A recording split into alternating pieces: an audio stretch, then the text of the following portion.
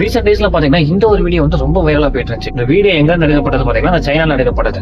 இந்த நாய்களோட கறிகளுக்காண்டி இந்த திருடப்பட்ட அந்த நாய்கள் தான் இந்த நாய்கள்லாம் இந்த கண்டெய்னரை வச்சு கொண்டு போயிட்டு இருக்கும்போது அந்த நாய்களை தப்பிச்சு ஒரு மாதிரி வெளியே வந்துருது. அந்த நாய்கள் தான் இந்த நாய்கள்லாம் ஒரு 17 கிலோமீட்டர் கிட்ட ஒரே மாதிரி யூனிட்டியா நடந்து போய் அதோட வீட்டை ரீச் பண்ணிட்டு சொல்றாங்க. அந்த இதுல பியூட்டியான விஷயம் என்னங்கிறது பாத்தீங்கன்னா இந்த 7 நாய்களும் பாத்தீங்கன்னா ஒவ்வொரு நாயும் பாத்தீங்கன்னா ஒவ்வொரு இடத்துல சேர்ந்தது. ஆனா எந்த ஒரு பாகுபாடும் இல்லாம ஒரே மாதிரி நடந்து போயிருக்கு. அதுலயும் பாத்தீங்கன்னா ஒரு நாய்க்கு காலில் வந்து ஒரு மாதிரி அடிபட்டு இருக்கும். நாயால பாத்தீங்கன்னா நார்மலா வந்து நடக்க முடியாது. ஆனா இருந்தாலும் பாத்தீங்கன்னா அந்த கூட இருக்கிற நாய்கள்லாம் அதுக்கு ஈக்குவலைஸா நடந்து கொண்டு போய் வீடு வரைக்கும் ரீச் பண்ணிடுது. சோ இந்த மாதிரி வீடியோஸ் வந்து ரீசெண்ட் டேஸ்ல பார்க்கும்போது பாத்தீங்கன்னா இந்த ஒருவேளை இன்ஸ்டாகிராம் யூடியூபோட அல்காரிதமா இல்ல இந்த யூனிவர்ஸ் இது நம்ம ஏதோ ஒரு விஷயம் சொல்ல வருது அப்படின்ற மாதிரி எனக்கு தோணுது.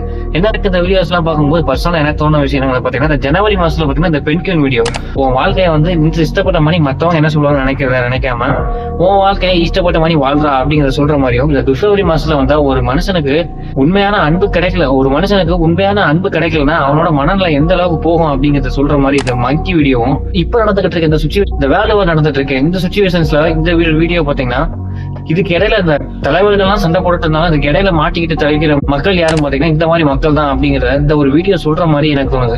இந்த ஒரு விஷயத்தை தான் பாத்தீங்கன்னா இந்த யூனிவர்ஸ் பாத்தீங்கன்னா நம்ம கிட்ட ஒரு வீடியோ மூலமா சொல்ல வருதா அப்படிங்கிறது எனக்கு தெரியல. பட் ஆனா எனக்கு இந்த மாதிரி பர்சனலா தோணுச்சு, அதை உங்கள்ட்ட ஷேர் பண்ணணும்னு நினைச்சேன். So thank you.